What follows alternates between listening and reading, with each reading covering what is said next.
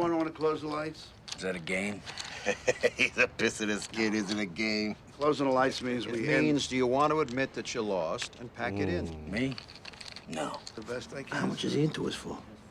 About 45 bucks as a ZD. King of Hearts. 45. He grabbed another 10 while you were asleep. He said you okay? What the Card bet, so. My man was short or with Richie by 2, I believe he said. Now this man, 45. Oh, Johnny Sack. They must have free tokens at the tunnel. I just expect to make a dime with this fucking stonewaller. Oh, no. He tried to avoid eye How'd you contact. get in here? You got some fucking balls, you know that? I do. I should stab you in the fucking eye. Hey, come on, Richie. Get your hand off of me, I'll put one in your head.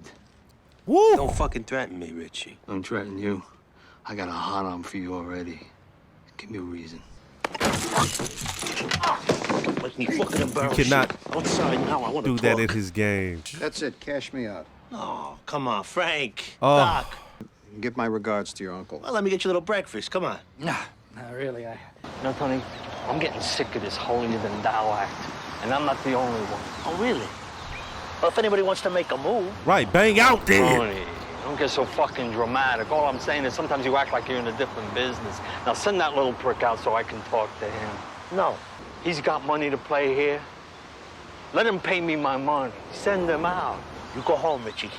This ain't gonna happen to one of my players. Yeah, see.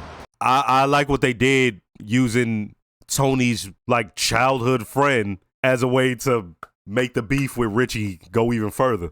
Because I was wondering, how is this going to reach a boiling point? And this is, whew. I'm gonna let you sleep one day. Then you're gonna get the fuck up and you're gonna go get my $45,000. Yeah, no problem. No, it's a problem. Jesus, how about the luck on that Silvio, huh? Why don't you shut the fuck up? I could use a schwitz. Want to go for a schwitz? If after one day you don't give me every penny, I'm gonna send somebody down to your joint every Saturday for 5% interest. If you don't have it, it gets tacked onto the principal. Do you understand? Sell that Listen, store. Tony, I had a good run there for a while. So you never told me how your kid made out at Bowdoin. How my what? How your daughter made out at Bowdoin. Would you like anything else? Tony, did I do something to insult you? What? 2 days. How we do? Not finished counting, but it's up there. At least 80 boxes of ZDs after expenses. 2 boxes came out of my pocket. We now run the executive game. Oh, yeah. So you remember when me and you used to look through that crack in that painted door? When my old man and Uncle Junior had it? Yeah, I remember. Junior was a fucking prick even then. He'd come out, he'd chase us down the street. Oh, Aunt Barb called. Uncle Tom's father died. Oh, Tom. Tom Sr.? When? I don't know. Oh, what the hell happened? I don't know. The guy's here almost every Christmas Eve. You don't ask? Somebody says Joe Blow died. No more people ask how. What happened? How old? 65. Guy works his whole life, takes care of his family, does the right thing. One day after he retires. 1 day. Carlos Castaneda said, live every moment as if it were your last dance on earth. Oh, Who the fuck listens to prize fighters? Ali, maybe. He had a little wisdom. He got his. You don't have to pummel his ass. He's joined the ranks of the unlucky. Maybe you know what you're talking about, but I don't. she's really enjoying her time with Found out I him. had another Like- uncle. A retarded uncle. My father's brother. That nobody told me about. You believe this shit? Was he seriously I had a retarded uncle. developmentally disabled?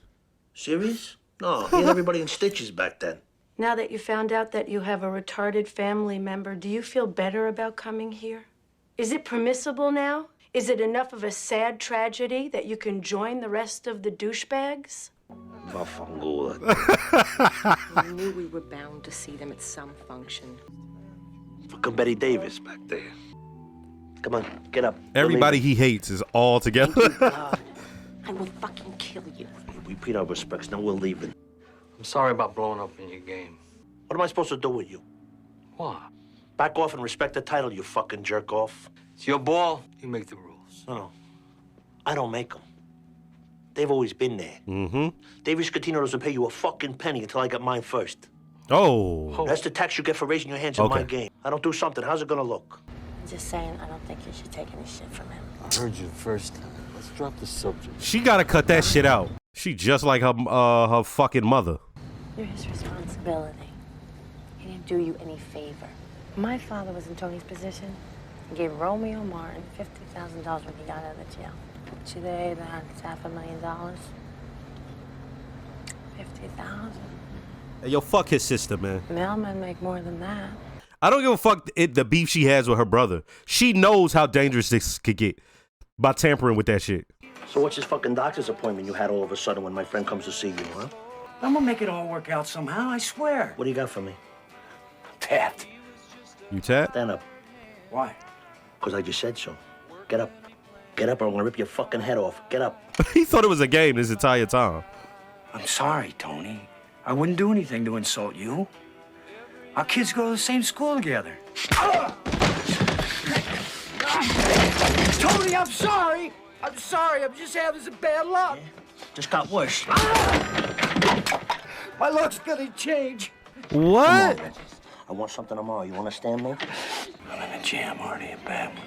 This could cost me big. My marriage, my business. I need money. Money, Artie.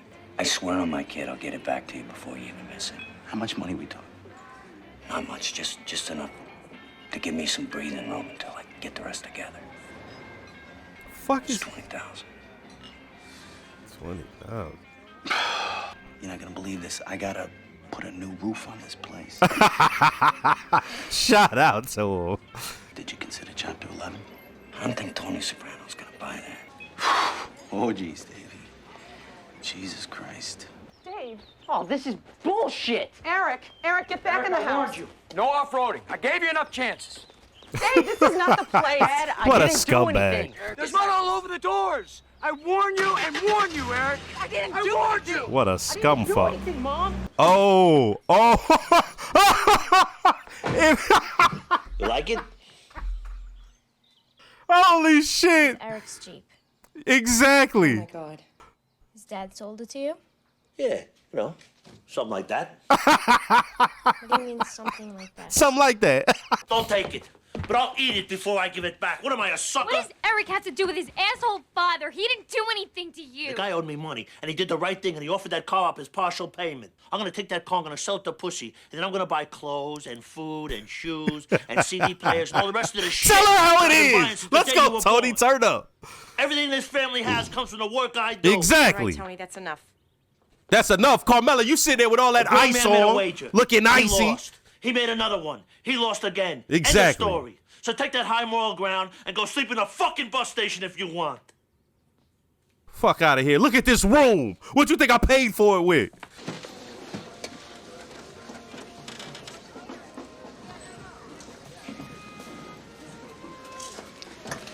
Just keep thinking, Meadow. I thought you were my friend. I am. I can't stop my dad from selling it. Your dad's a fucking asshole. For your information, he gave it to my dad. It's not like my dad stole it. You know what, Meadow? Fuck you, fuck your gangster father, and fuck this. But watch your tone. I got chopsticks in my head. Regretfully, Mr. Scatino will not be performing tonight. Instead, Ms. Soprano will perform a solo, singing My Heart Will Go On, the theme song from Titanic. Enjoy the show. It's a lucky break. I wonder what happened. First, let me start by saying don't forget to like, comment, and subscribe. If you are subscribed, make sure to hit the notification bell. Shout out to all the new viewers. Shout out to all the subscribers. And I have a Patreon with full-length early reactions to things like this. If you'd like to, check it out. Hey, look. So I just watched Better Call Saul before this, and I really enjoyed that episode of Better Call Saul. And this episode of The Sopranos I really enjoyed. In these subtle ways, now that I'm an adult, I appreciate the subtle ways that TV shows like do things, and certain stuff carries weight with me because I'm a family man, I'm an adult. So certain things that probably wouldn't mean that much to me mean something now. And when Tony got mad because she wouldn't take the truck that he got from illegal dealings and he popped, it just resonated with me.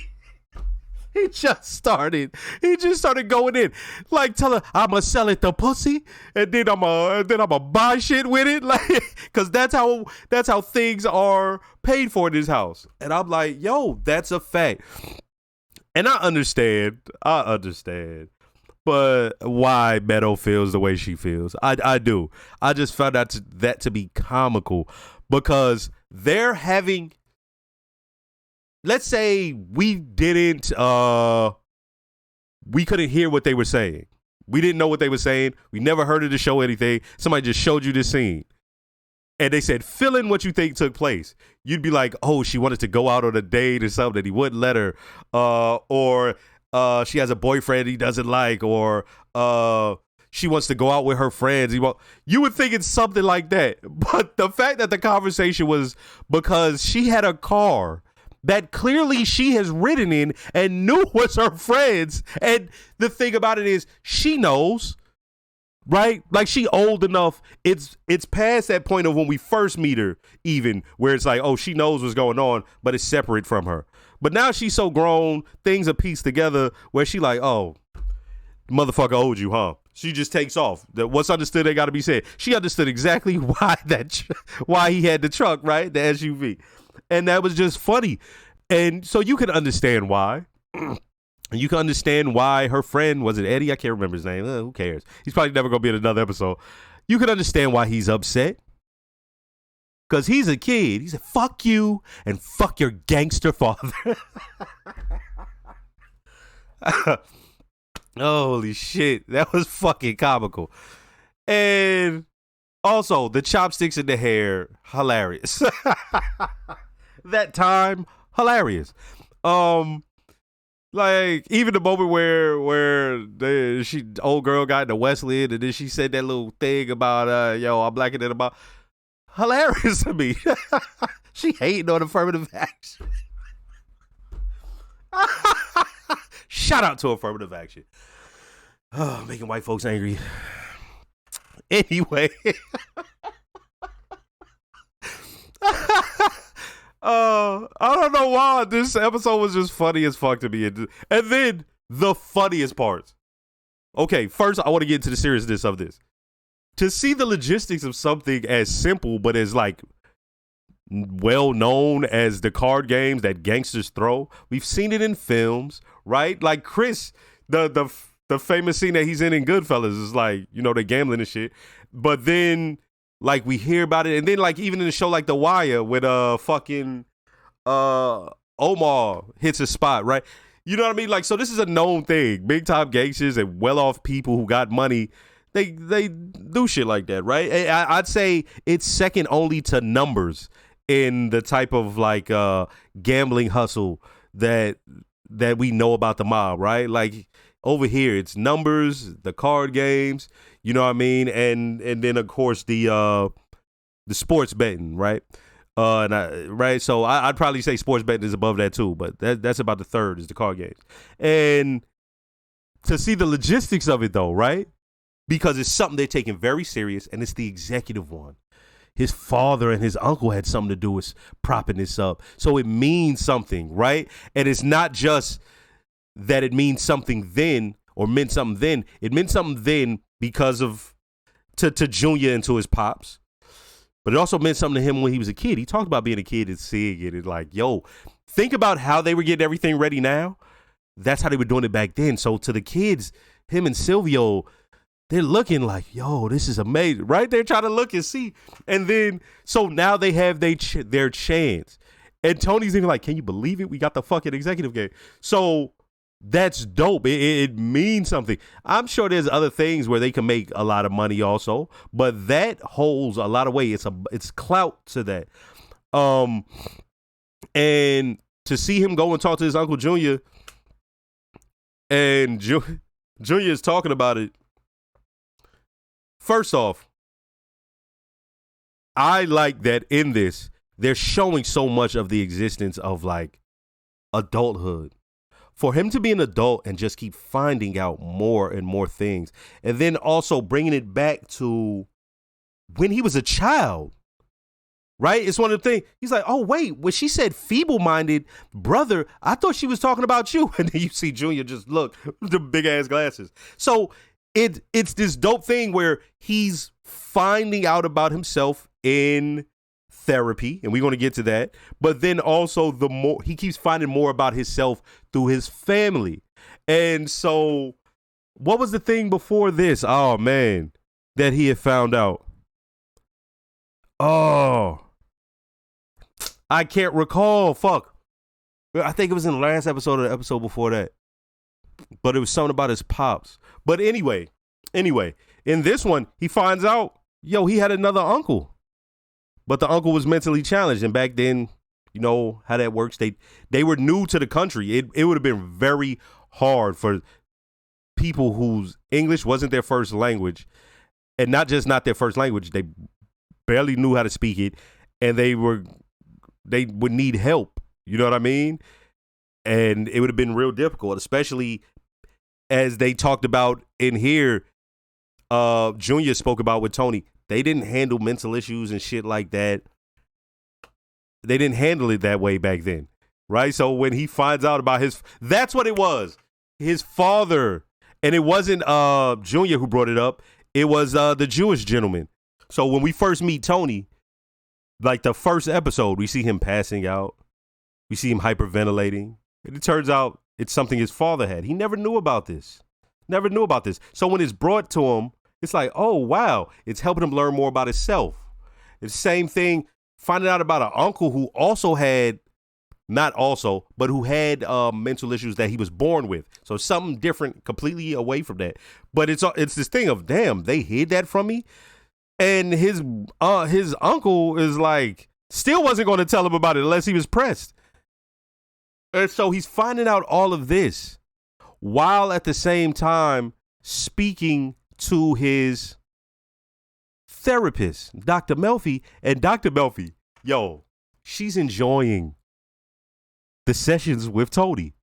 Legs crossed, arm up. And she like just sitting there like the banter. You feel me?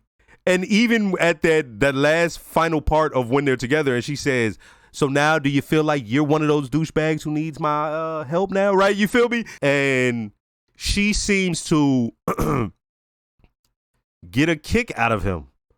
Like, for real. Even down to he wanted to smash her face with a brick to Hamburger. And she just kept pushing the issue. Like, so back to the face hamburger thing, right? Like, it's just interesting that she sort of found her way to that. To enjoying it. Because before, it was a thing of the moment she like laughed. Do y'all recall that? She like laughed at something he said, and it almost makes her pull back. Not at that very moment, but just overall. And then actually what happens with them over time makes her pull back. And now she's fully into the sessions.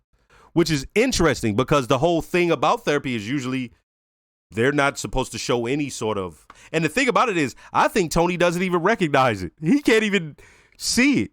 That's how like sort of out of it he is at this moment.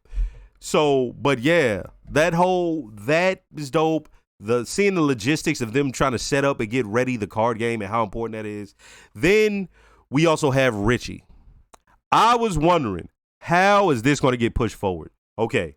Richie and Tony's sister, Janice, Pavati or something shit like that. Okay. We're going to get to her last. She's probably going to be the final thing I talk about. But Richie, I was trying to find out, how is this going to go forward with him and Tony? The way it took place in this episode was dope. Because that gentleman plays card game, but he owed Richie money. Low-level card game. Something he should be able to handle. Yeah, it's going to take him a while, and yeah, he's being as ridiculous by not paying it all on time when he was supposed to, but he could have paid it.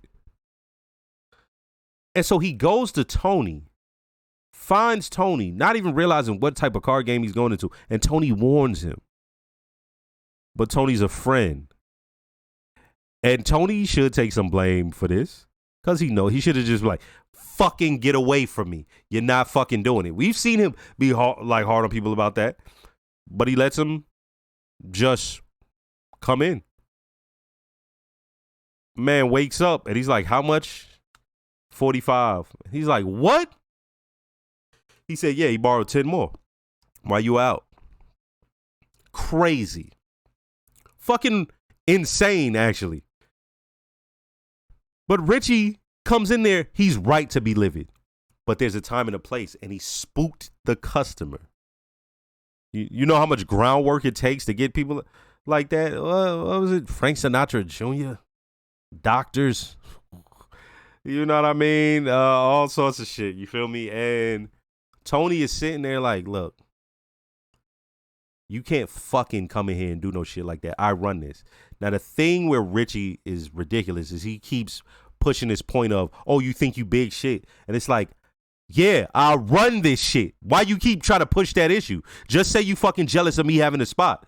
That's the thing about Richie that is like, it's clear as day. You just jealous of him. Don't make it seem every time something comes up, it's, oh, you getting out of hand. Oh, you think you big. Yeah, motherfucker, because he run it. However he decides to run it, he gets to do that. So when the dude is like, he talking about, hey, I know your rules. He's like, it's not my rules. It's the rules that's been here, which Richie also fucking knows. He's just a fucking scumbag. But the thing is, when he settles down, he knows everything Tony says is right. Now let's get to this final part. He knows everything Tony says is correct. But in his ear is Tony's fucking sister, who at this point, I don't really think about the mom. And she's like, you know, I'm fine with her at this point. But yeah, she was doing dumb shit. But this sister, she's not even playing it. She's not even acting. She's not senile. She's not old.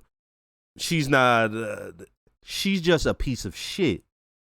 She knows what this game is. She left to not be around this game. So for her to put her foot in that shit and to be causing rifts between people and knowing what can become of this is bullshit. Don't rile Richie up to get his fucking brains blowed the fuck out. That's crazy for her to do that. And I'm sitting here watching this like, yo, is she serious? Is she serious? And she is. So I gotta see how that goes. His sister is fucking ridiculous. Okay? Hey, another good episode.